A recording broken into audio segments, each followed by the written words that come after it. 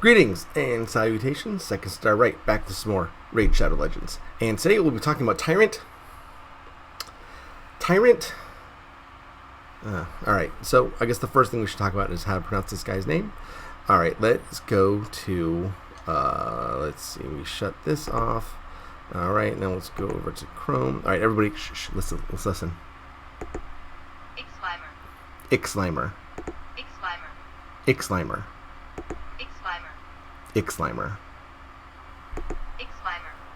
Yeah, I don't know how I feel about that. Ixlimor. It sounds very Saturday morning cartoon. You know, I don't know. I don't feel like it has the necessary gravitas to truly capture how awesome this champion is. I watched Sir Jaxo's video on this, and he just called him Tyrant, and I think that may be a good way to go. Ixlimor, just, I don't know, man. Sounds like a Ninja Turtle villain. Okay, alright, so let's just talk about Tyrant Ixlimor here. Alright, he's a legendary demon spawn, and his A1 is called Feast of Flame. He attacks an enemy, heals this champion by 25% of the damage inflicted, heals the champion by 50% of the damage inflicted, instead if the target is under an HP burn debuff. And coincidentally, his A2 attacks all enemies and has a 75% chance of placing an HP burn debuff on all enemies for 3 turns. Okay, now here's the thing. It's good that there's synergy there, but he's a hit point based champion, and his A1 and A2, the damage is based on his defense. So right there, you kind of have to gear for hit points and defense. So it's a little bit of a pain, but let's move on. His Infernal Minions, A3, places a 50% ally protection buff on all allies except this champion for 2 turns, and places a 60% increased defense buff on all allies for 2 turns. Now that's originally on a 4-turn cooldown. I took 2 books. I wanted to get this down to a 3-turn defensive cooldown, and it took 2 books. That was it. One of them hit Feast of Flame. I was like, ugh. But then the second book got me the 3-turn defensive cooldown that I was looking for. So that's kind of cool. Incidentally, he has a passive called Fires of Doom, which decreases damage inflicted by all enemies, by enemies under an HP burn debuff by 10%. So he heals when they're under an HP burn, he places an HP burn, he ally protects his buddies, and he gets decreased defense from enemies under an HP burn. This is all these skills work very well together. And so that's what I was thinking when I wanted to build this guy. I mean, obviously the first thing you probably think of is Clan Boss, because HP burn is really good there. But AoE HP burns have some utility in dungeons as well, and even arena a little bit. So what I did when I did his masteries was I thought we're gonna sponge and burn. We're gonna sponge and burn. We're gonna damage soak, and we will apply the HP burn debuff. That was just the idea that I had. There are other ways to do it. If you want Clan Boss, go over offense and go all the way down to your War Master over there. But I didn't do it for this guy. I mean, obviously, this is a guy who's a champion who's more Clan Boss oriented, but I didn't really go that route. Probably what you'd want to do is go to the offense tree and then support and get at least down to Master Hexer and Sniper. You want to do that, and then you know what to do, right? You know the drill. But what I did here was I wanted him to be a primo damage soaker. So I took all the skills that would help the team out as much as I could. So a bunch of damage mitigation, block debuffs when he gets stunned or slept or whatever. Resurgent. Now, I don't know when he loses 25 max hit points from a single enemy skill other than Clan Boss. Maybe in higher level arenas. But just in case, I took it. And plus I wanted the delay death. And then I also wanted Selfless Defender to decrease the damage an ally receives from the first enemy hit in each round by 20%, and the champion receives that damage instead.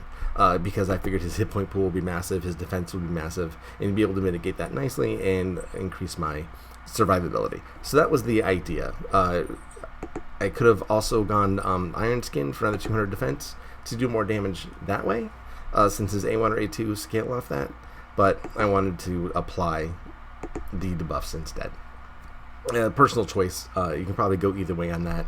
I just thought that the AoE debuffing with his HP burn would just kind of fits his style more. It would kind of fit the way the champion went about his business. So that was just my idea. I mean, you can do it a bunch of different ways. That's the way I chose to do it for this particular build. There are other ways to do it, but this is just the way I went this time. So in my artifacts, and also if we go back to the masteries real quick, I took the Lore of Steel, and yet I don't have any standard artifacts, so that was poor planning on my part, but yeah, that's okay. This is also my free-to-play account, so I don't have a whole lot of I don't spend a whole lot of time on this account. I just spent time building this guy, and this is actually my first maxed out mastery champion on this account. So we're in uncharted territory here. And also I didn't ascend him all the way because Spider has been mean. Spider has been bad to me. Spider RNG has given me only demon spawn rings and only bad ones. So we're gonna have to work with this a little bit. Total stats, again, free to play, middling, but he does have a decent hit point pool, over 40,000. His defense a little over 2,500. But his accuracy is what I was really trying to go for his HP burn, for 170, which is not bad for the level I'm playing. I only have 3 level 60s here, so he pretty much has some of the best gear I have outside my starter champion in Sinesha. Alright, so let's see. The first thing that I did was bring him into the arena. Again, this is not really an arena champion, but it was just so much fun to be. Sometimes it's fun to be irritating, right? And so what I did is just found a guy who had a bunch of AoEs and some heals, and went and tried and see just how he would perform. And he doesn't die, is the thing. I can see. I have a lot of victories on my my defense too, because I'm my defense team, and I can just see people going, "Why won't you die?"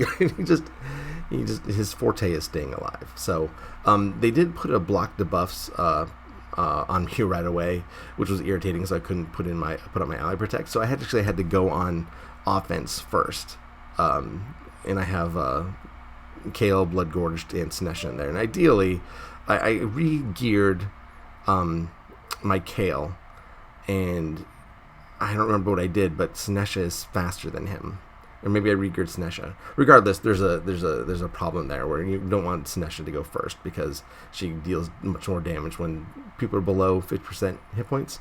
So I have to reconfigure some gear here, but that's something I'll do at a later date. It's not super important.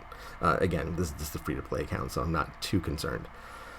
So, look at this. He has barely taken any damage. No one's really taken any damage. Blood Gorge went down, but Blood Gorge not really built very much. I kind of threw him in here just because he was a legendary, and he's my only other legendary, and I feel bad him being a Vault Guardian. And they did buff him, so I wanted to see, if he was any good. And he's not bad.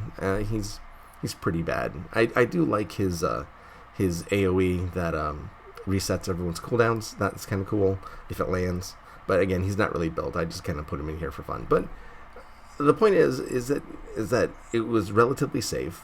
I'm under geared, and Emil just kind of outlast a lot of people with this champion in place, especially getting that defensive cooldown down to 3 turns.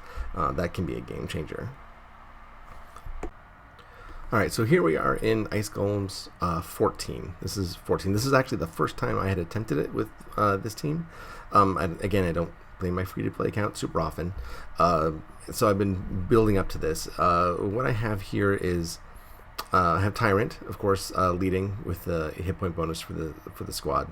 I got Sinesha and Kale at level 60, but not even half masteried. And then Doom Priest and Apothecary are just level 50s. And I wasn't sure, like I said, I wasn't sure when to start this video because the fight was so long. But it's just an example of just how safe you can be with a Tyrant on your team, because he's mitigating a ton of damage for everybody. Like I said, I got his defensive cooldown down to 3 turns. You can see him putting up the shields, not the shields, but the defense bonus pretty constantly. And it's just really super beneficial for everybody. Apothecary gets down low a couple times, but then he either saves himself with Soothing Chant or Sinesha comes in and balances him. Doom Priest is continuous healing everybody every turn and then wiping away the damage that the left minion will put on the heal block. So this team composition is pretty safe, and there's just a lot of heals, and there's a lot of damage mitigation from Tyrant. If you'll see it, I'm going to hide myself real quick. Where am I? There we go. Look at that. They took a lot of damage and healed up a lot, and soaked a lot too, I'd imagine.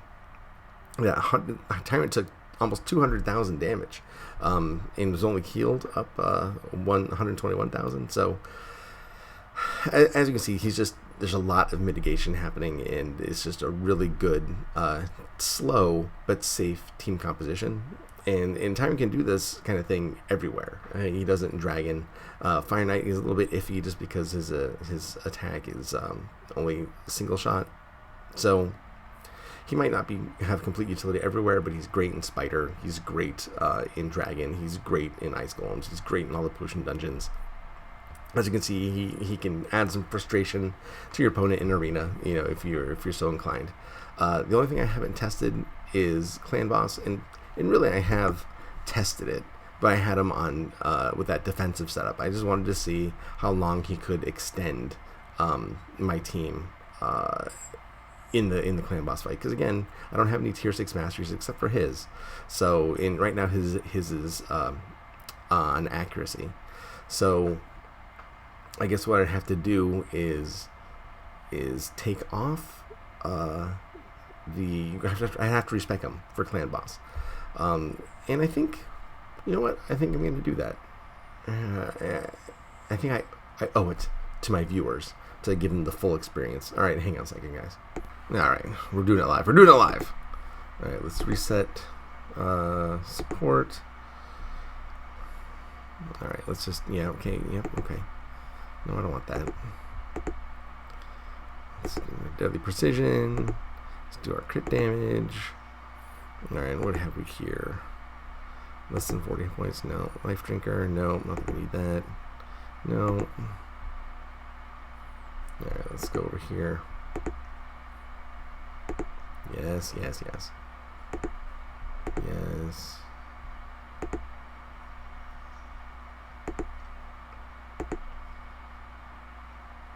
I want the more accuracy, I think.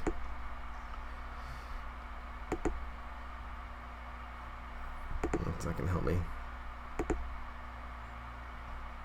I always like that one.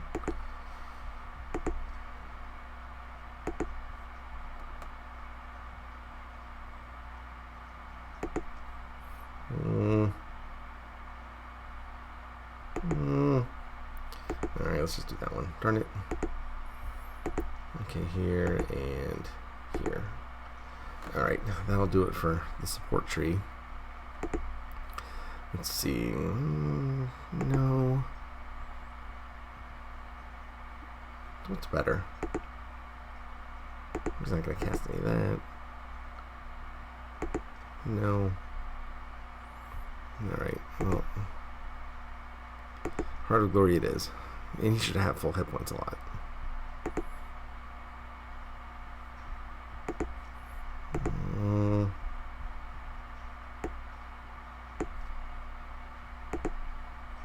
I'll just single out. I'll bring it down. Methodical, and we will. Whoops, hey, get back here. And we'll War Master. Okay. Alright, good times. Alright, let's wait, does it tell me how more to do? Alright, let's see here. No. No.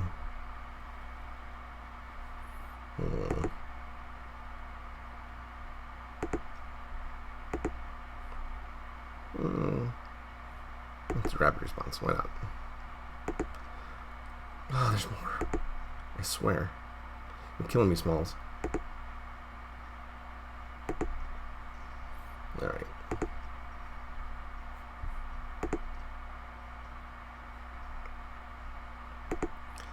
Do I have a clan boss key? I do. Alright. Again, I don't have a lot of tier 6s, so I'm going to stay with only on hard, not brutal yet.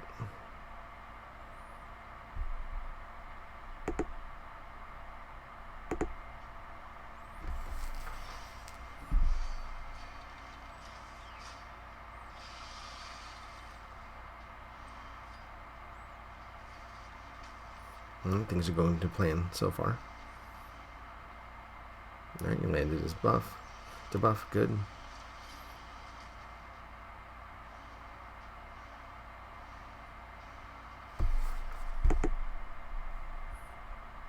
I'll give you guys more screen real estate.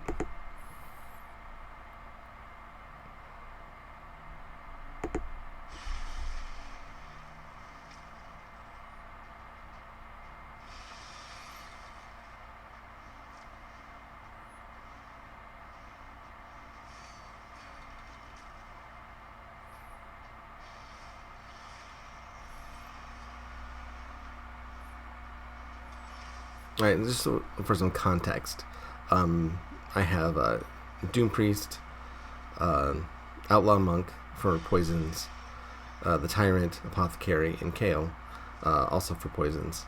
And I only have the 1 tier 6, like I said, and I usually do, let's see, I last about 2.5 to 3 minutes, and do about 2 to 3 million damage. Somewhere in there. It just all depends kind of on our RNG.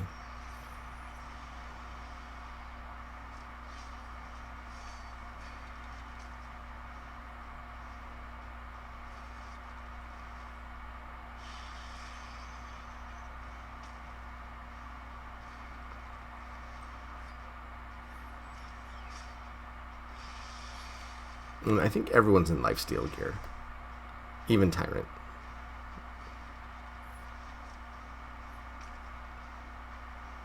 Now, with all his healing and his mitigation, it's possible that, like, at higher levels and with other team comps, he might not need lifesteal gear.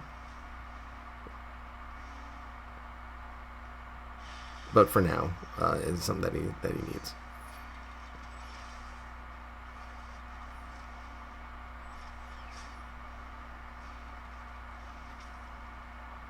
Look at that. I guess with Doom Priest on the team, I don't need the Resurgent in the defensive tree, so that worked out nicely.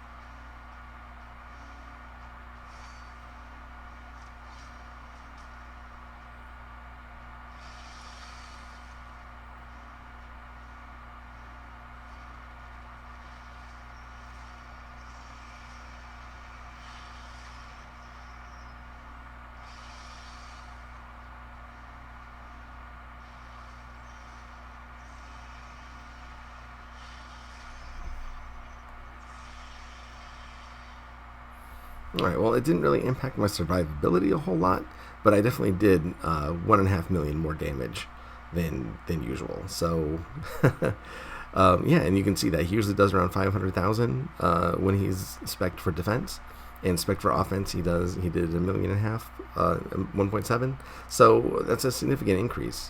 And I had actually rear geared Kale, so he did a little bit more damage too, but not much. And everyone else is just, whatever.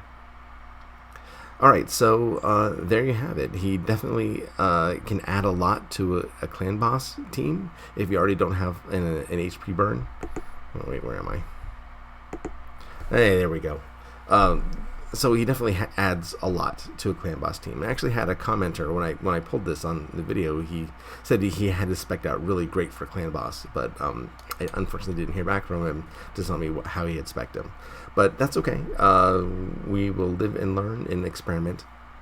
And I hope that seeing him in Arena, in Dungeons, and Clan Boss answered some questions you might have had. If you have any additional questions, however, please leave them in the comments. I will get back to you as soon as I can.